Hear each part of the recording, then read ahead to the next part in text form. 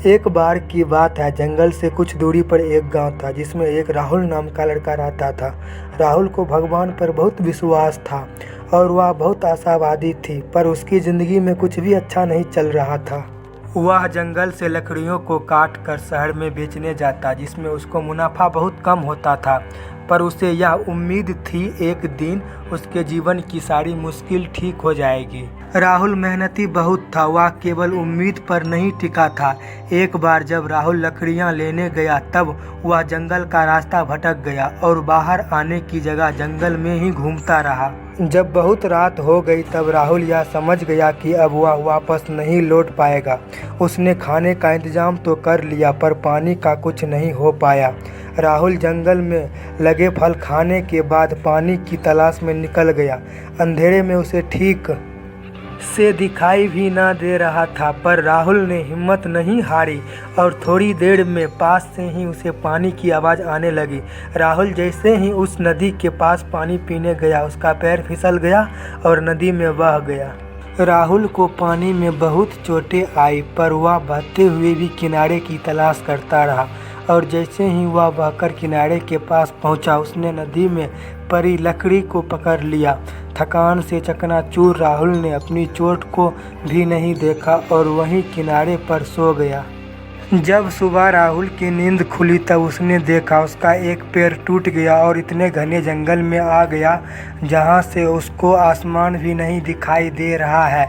एक तरफ टूटे पैर का दर्द और दूसरी तरफ घर जाने की उम्मीद। राहुल को कुछ समझ नहीं आ रहा था।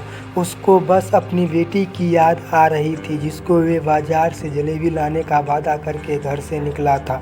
राहुल ने फिर एक बार हिम्मत दिखाई और टूटे हुए पैर को लकड़ी से बांधा और नदी किनारे चलने का फैसला किया। राहुल को चलने में बहुत दर्द हो रहा था, पर जान बचाने के लिए और परिवार से वापस मिलने के लिए उसे हिम्मत करनी थी। जंगल के कठिन रास्ता पर टूटे पैर के साथ नदी किनारे जब राहुल बहुत दूर तक पहुंचा, तब उसने देखा सामने एक बहुत बड़ा झरना है और आगे कोई रास्ता नहीं है।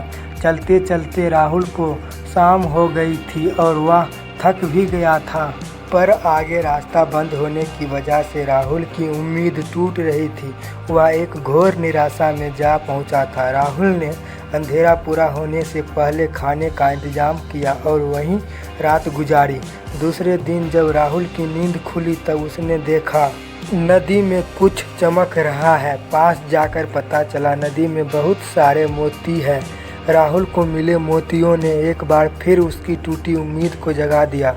राहुल के मन एक ही बात घूम रही थी, अगर वह इन मोतियों को लेकर घर पहुंच जाएगा तो वह अपने परिवार को एक बेहतर ज़िंदगी दे पाएगा।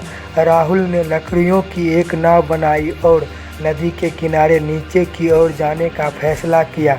ऐसा करके राहुल अपने गांव से तो दूर जा रहा था, पर उसे यह यकीन था कि वह जंगल पार करके किसी गांव पहुंच जाए, फिर वहां से दवा करवा के घर पहुंच जाएगा। नदी के तेज बहाव से राहुल की नाव तो टूट गई, पर राहुल नाव की लकड़ी के सहारे पास के गांव जरूर पहुंच गया।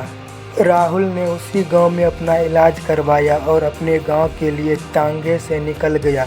जैसे ही राहुल घर पहुंचा, उसकी लड़की ने दौड़कर उसको गले से लगाया और ज़ोर ज़ोर से रोने लगी। राहुल की लड़की 2 दिन से उसके लिए रो रही थी और उसकी माँ उसे यह कहकर समझा रही थी उसके पापा को बड़ा काम मिल गया होगा, इसीलिए वक्त लग रहा है। पर गांव वालों को जो संदेह था वह कहीं न कहीं राहुल की पत्नी के मन में भी आता। कहीं राहुल को किसी जानवर ने तो नहीं खा लिया और न जाने क्या क्या। पर एक उम्मीद ही थी जो राहुल को जंगल से बाहर निकाल लाई और उसकी बेटी का सहारा बनी। इस घटना ने राहुल की ज़िंदगी पूरी तरह से बदल दी। उसको वह सब मिला जिसका वह हकदार था। शिक्षा। इस कहानी से हमें यह शिक्षा मिलती है कि हमें मुश्किल घड़ी में अपना संयम और उम्मीद नहीं छोड़नी चाहिए। जब भी हमारे जीवन में मुसीबत आती तो वह साथ में हमारा अच्छा वक्त भी लेकर आती है। अगर राहुल के जीवन में यह मुसीबत नहीं आती तो वह कभी इतना बड़ा आदमी नहीं बनता, और अगर वह मुसीबत में हिम्मत और उम्मीद हार जाता तो जंगल से ही नहीं निकल पाता। दोस्तों, आपको जंगल की कहानी कैसी लगी, जो एक उम्मीद पर कहानी है। आपने पढ़ा होगा कैसे उम्मीद ने राहुल को हिम्मत दी और वापस जंगल से घर आने में मदद की।